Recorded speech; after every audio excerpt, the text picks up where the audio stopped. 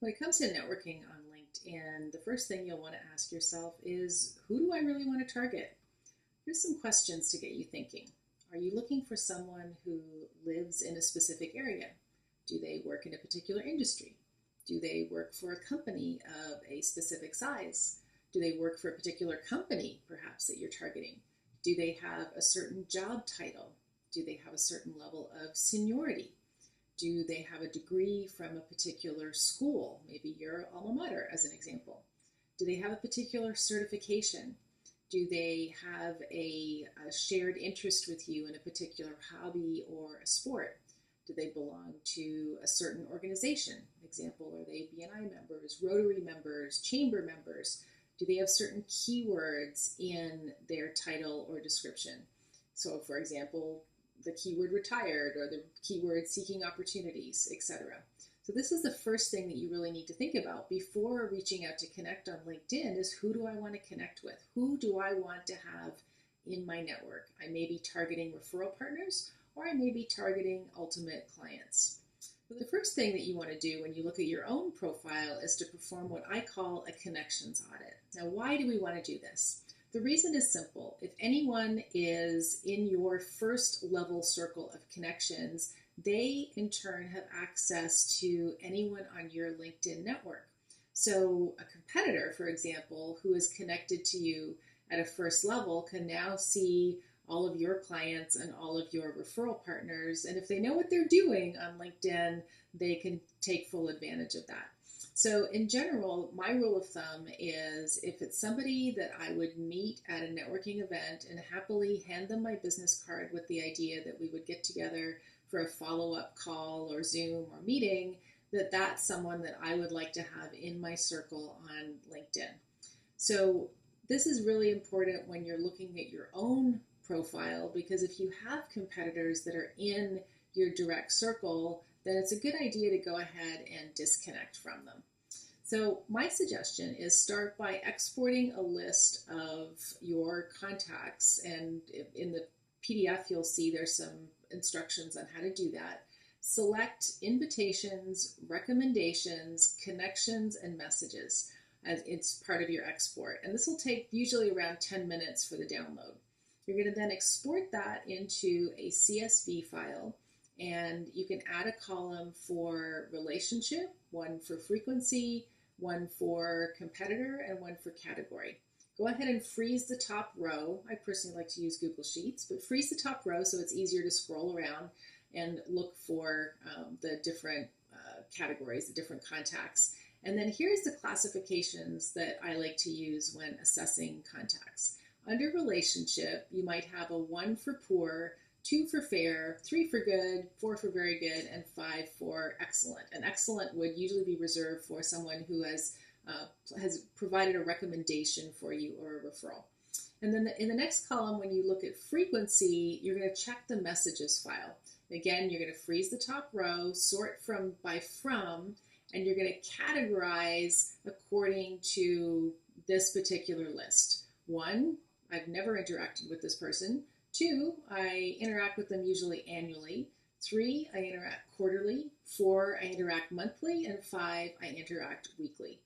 And then in the next column under competitor, my recommendation is search for keywords in your Google Sheet or in your Excel, and then you can use those keywords in order to categorize them as either a 1 for definitely yes, they're a competitor, a 2 for they might possibly be a competitor, and a 3 is definitely no, they're not a competitor. So you would categorize the relationship as weak. So if they have a relationship 1 or 2, a frequency of 1, so this is somebody that I don't have much of a relationship with, I barely contact them or I've never contacted them. Maybe if they have a competitor 1 or 2, then those are typically contacts that you would want to disconnect from. Essentially, they have no relationship and they're likely only in your LinkedIn feed because they want to poke around and look at your connections. Now, this will also irreversibly remove any endorsements. So do keep that in mind in terms of who you're disconnecting from. And then the second level of contact is going to be dormant. So probably not competitors. They may have a relationship 3 to 5. Maybe you connect with them every now and again. Frequency 1 or 2, like not very often. Competitor 2 or 3. So maybe not, but probably not. So these are contacts that you would ideally like to find a way to reach out to in order to reconnect with them. And then you'll have a set of contacts that have what you might call a superficial relationship. So you would categorize them as a relationship 1 or 2, frequency 3 to 5, competitor level 2 or 3. You're going to find a way to make connections with them. So find an area of common ground or share information with them that they might find useful. Remember the law of reciprocity, givers gain. I'm going to give something with the idea that in the grand scheme of things, it's all going to come back. Or find another way that you can just reconnect, be a giver, and enhance that relationship. And then you're going to have your contacts with whom you would consider your relationship to be strong. So the relationship rating is going to be 4 to 5. The frequency of contact is in a 3 to 5 range. Competitor 3, so they're probably not a competitor. So these are the connectors. Now this is very important. These are the people who are going to help you to expand your network. So start by looking into their networks for possible prospects or connectors and ask for introductions. The goal is to have a minimum in your feed of 150 who you would categorize as strong connections. I know this sounds like a bit of an arduous exercise, and you can take a look at the PDF to get a little bit more of an idea as to how to do this and the instructions, but it is helpful to at least scan through your connections and identify who are the people that you want to disconnect from because they're probably competitors, and then who are the people with whom you really want to expand your relationship and utilize their possible role as a connector for you in order to meet other potential valuable contacts. Now let's talk about how you should be interacting and networking on LinkedIn now that you know who you're targeting. So now that your business and personal pages are working seamlessly together, here's a few do's and don'ts when it comes to LinkedIn. I'll start with some of the things not to do on LinkedIn. First of all, as I mentioned in an earlier section, don't treat LinkedIn as though it were Facebook. You wouldn't share it in a meeting with a client. Don't share it in a meeting on LinkedIn. So this is not the place to put cute GIFs or memes, no pictures of you with your dog, and please do remain fully clothed and not in a bathing suit at all times. Second, don't use your posts to sell. This is a networking platform, and the community gets really annoyed when you're pushing sales. They feel like that's an abuse of the business relationship. Your goal here is to build relationships and credibility that will ultimately lead to sales. And then my third bit of advice is don't suck up to influencers. There was always that one kid in class who had a wordy comment or something that the professor said put them off on a tangent and really got them extra over the top engaged. And you knew that it was designed to impress rather than to move the conversation forward. So surprise, surprise, that kid is now all grown up and on LinkedIn, and they're sucking up to influencers by writing long comments on posts that you just know are engineered to try to get attention. It works about as well now as it did then. So if you want to get an influencer's attention, ask an insightful question that shows that you've actually read their material. Don't comment just for the sake of being heard. And then please don't use one of those sales bots to send direct messages. We really know it's a bot and it's not you. And then lastly, don't start your message to someone with, "I see you viewed my profile." It's creepy. I know the tools are there that can allow you to do that, but it's creepy. Don't do it. I've personally witnessed the community jump all over people who broke these unwritten rules, and it wasn't pretty. Now, here are some do's when it comes to networking on LinkedIn. First of all, do personalize your connection requests. It's more likely that they'll be accepted, but come up with something that will make the person want to connect with you. I actually had a guy send a message to me the other week who said, and I quote, "I always like to add CEOs to my network, so thought we should connect." I'm sure you can guess if I accepted. Second, do send a connection request to every new professional you meet. If they attend your networking meeting, send a request. If someone introduces you by email, send a request. This is an easy way to build your network. And there's even some cool CRM tools that plug right into your email and LinkedIn so that you can quickly add people. And then third, do respond quickly when someone DMs you, unless of course it's one of those spam bots, in which case you can absolutely ignore them. And then fourth, do send connection or recommendation requests to your clients and colleagues. And obviously be sure to return the favor, or maybe start by giving them a recommendation and then they'll likely reciprocate. And fifth, do post content to stay top of mind. This is really important. You want to aim for at least a few times per week and make sure that you're posting articles as well as posts on the platform. And then lastly, do introduce people. Remember, this is still a network, and that's probably the best thing that you can do for someone. So now, how do you find connections? You remember we went through that analysis at the beginning of this section to figure out who your strongest relationships are. And a lot of them you might actually know off the top of your head, in which case you could just skip to this part. So start with your strong relationships. Select someone that you believe would be a really good connector and click on their connections and then click on all filters. Now select the filters according to your target profile. So it's still important that you went through that exercise at the beginning of this section and then look to see who meets the criteria for someone that you would like to connect with who is in the network of one of your connectors. Now, try to note any possible commonalities when requesting an intro. So maybe you worked for the same company in the past, or you went to the same school, or you live in the same location. Maybe you're in the same LinkedIn group. That's another great way to connect with people. You may have shared endorsements. You may have connected recently with the same people, but engage with their posts and make sure that you're trying to be as active as you can with them. And then to formalize, request an intro. So here's an example text that you might use for an introduction. Hi, their first name. I noticed that you're connected to a couple of people on LinkedIn who look like the type of people I typically work with. I'd love your advice on how to connect with person A and person B. How well do you know them? Would you be able to make a connection? Would you be able to make an introduction for us? If you can't, I completely understand. Let me know how I can return the favor. Now, here's how to find connections without actually having an introduction. There is Boolean logic in the main search box of LinkedIn. So when you search and you go to advanced search, you'll see that you can find possible connections according to a number of variables that you can add in together, and you put them in quotes. So for example, you could look for vice president in quotations and seeking opportunities together, and LinkedIn will return everyone who meets both of those criteria. You could search for software and engineer.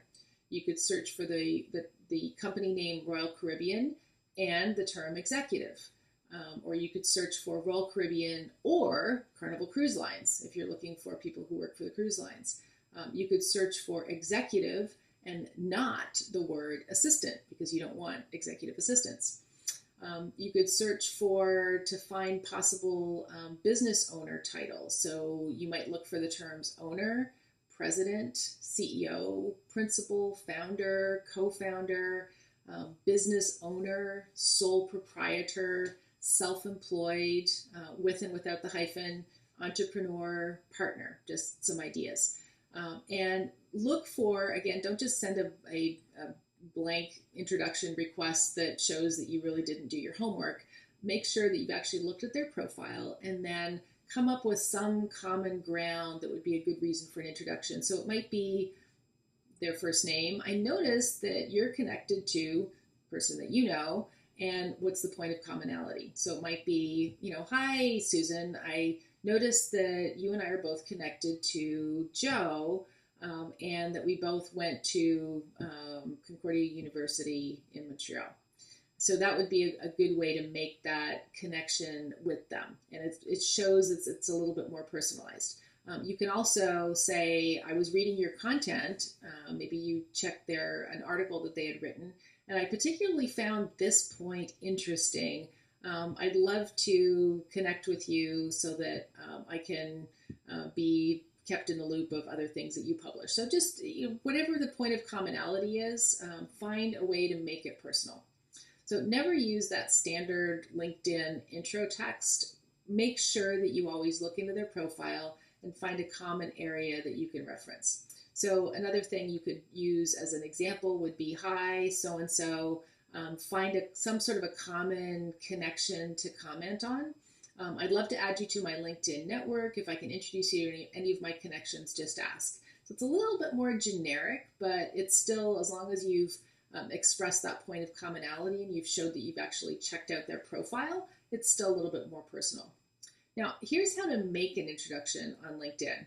For any superficial and strong contacts, look for opportunities to make connections for them in order to enhance the relationship. Nothing helps your relationship with someone more than helping them get connected in a way that will potentially help to grow their network. Now, obviously, only introduce them to strong contacts. So it needs to be someone that you really, honestly, actually know.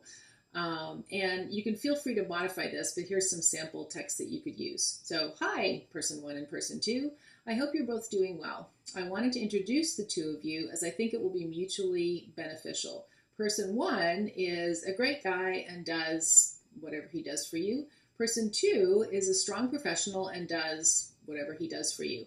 I recommend the two of you find a time to connect for a coffee or by phone. Let me know if I can help in any way. Super simple, straightforward. You've made the connection, but you've personalized it. In a sense, you've really kind of sold each one of them to the other, the value that they would find in connecting with one another. Now, LinkedIn is not just about going in once a month and trying to expand your network. You really need to be in there daily, doing upkeep, ongoing checking content, monitoring, management. So here's some of the things that you should be doing with LinkedIn daily, and try to aim for spending 20 minutes a day. If you're able to do more, great, but try to at least spend 20 minutes a day on the platform if you can. So take a look at your profile views. They should be trending up, and if not, then consider rethinking some of the keywords that you use in your profile, or maybe adding more rich media, videos, for example. Maybe add more articles. Are the connections from your target clients and from their connectors? So you can click on who's viewed your profile in order to get that information. Repost blogs from your website that have been indexed by Google. And the easy way to know if it's been indexed is you just type the blog title in Google and you see if it comes up. Post any evergreen content, so content that isn't really dated, for further exposure. So once it's been indexed on your website, then you can add it to LinkedIn as an article in order to provide you with more visibility.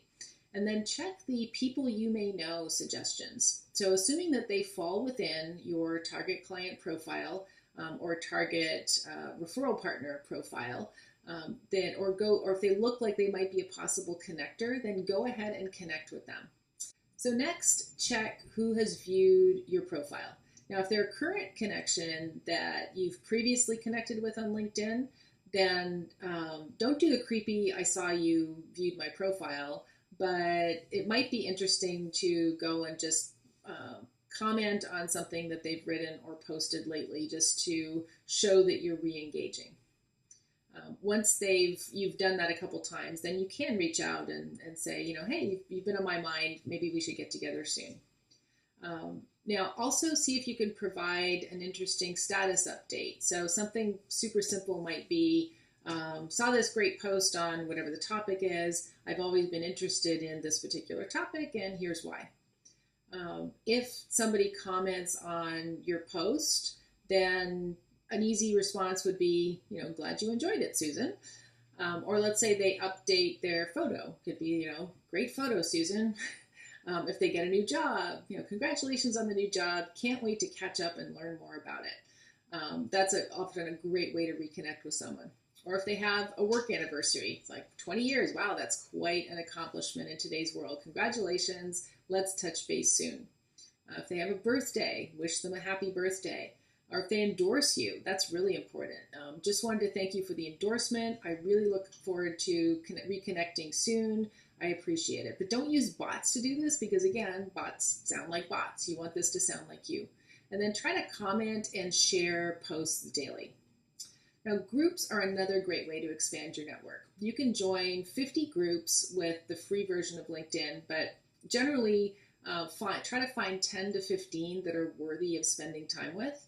You can search in the main search box and then refine with the drop-down groups in order to find groups that you would be interested in joining. So here's some ideas to consider.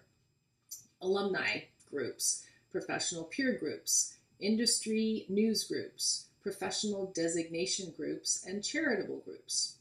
Now, your targeted groups are the ones where you will ideally find your target, either referral partners or clients. So examples might include common companies, industry, job title, areas where they live, interests, charities that they're involved with. So search for groups and the city in order to find the right group for you to join. And then when you're in the group, just start by commenting and liking other people's posts. Also try to post helpful information. Remember, you're not selling. Post questions. Keep everything relevant to the subject matter of that group. Begin by listening. That's really important. And look for opportunities to jump in and demonstrate your expertise without sounding pompous. Now, after you've established a relationship with the people in the group, so usually at least 4 weeks, it's okay to sprinkle in an invitation to an event or a very other mild promotional post, but again, keep it really light. If someone engages with you on a post, it's okay to start a conversation and connect with them directly. Request the connection, referencing the group. So for example, hi, Susan, we're both members of the ABC group. I really enjoyed your post on whatever the post subject was the other day. Great tips. I'd love to connect. And if someone that you don't know views your profile, then you could just reach out and say, hi, I see we have some mutual connections. It looks like you're in the business of ABC. I'd love to have a conversation at some point in the future if you're open to it. In the meantime, I'd love to connect. And if someone comments on your post, comment back. Remember the value of comments. Now, perhaps you might want to consider starting a LinkedIn group and managing it yourself. And types of groups that you could create would include a networking group, maybe some resource for your target market, an affinity group, so groups that might share a common interest. Start by naming your group, create a logo, include your group in the directory, and allow members to post the group logo on their profile. Consider keeping the group local so that you can move to offline relationships where possible, although these days that's probably less important. Invite other people to join your group. Post content regularly in the group so that there's value there for people. And manage comments. Make sure that nobody is in there sounding like they're selling. So an example of what you could use as your welcome message to your new group would be, thanks for joining the group. I moderate this group and wanted to introduce myself. The purpose is to be a resource for whoever your target audience is, as they, whatever problem that they need to solve. If you have any particular questions that you would like answered, please don't hesitate to post them. I'd love to add you to my network. After about a week, send the newest group members a personal message making a connection for them or providing helpful content so that they're already seeing value in the group. So something along the lines of, hi Susan, thanks for connecting recently. I hope you found the group and some of the articles that I've been sending helpful. I also noticed that we have a number of connections in common. Small world. I've been working with a number of target client profile just like them, helping them to solve whatever the problem is. Everyone's situation is unique. Are you open to a 15-minute call to discuss your specific situation? Now, as members are posting questions, look for opportunities to take the relationships offline for coffee or a call. For local groups, consider an exclusive event. Now, regularly review recent posts in the group and comment on anything interesting. Ask to connect if that would be appropriate. If a member posts a comment that you can help with, send a message and offer to help them via phone or getting on a Zoom. That ultimate connection would really be with whoever the target client would be. So here's an example. I read that book too, Susan. I agree it was great. Love the chapter on whatever. Or Great post, Susan. Very helpful. Thank you. Or excellent article on whatever the topic is. You're right about whatever the details are. And then weekly, run a search to find potential prospects within the group. Contribute to the group, ideally daily, post content, comment, and add value to other people's posts. And then on a daily basis, make sure that you're removing any promotional posts and spam. So I know that's a lot. Let me highlight the summary of what we learned in terms of how to network on LinkedIn. So first of all, start by defining your target audience. And you can do this by performing a connections audit, either in the very prescriptive analytical way that I described, or just go through your list and make sure that you're making a note of who you think your connectors are, and then go ahead and disconnect with anyone that you think might be in your first level connections who is a competitor. And then second, reach out, because it is networking. So know those do's and don'ts of networking on LinkedIn. Find connections and join groups. And then show up daily. Try to take 20 minutes per day to review content, to create content, to comment, and to connect with other people. Because LinkedIn is, after all, a social network, and behind all of the technology that I described and how the algorithm worked, it's really all people. And it's a wonderful source of making connections that can grow your business. I've personally made a number of connections who've become clients and referral partners just from being active on LinkedIn, and I encourage you to do the same.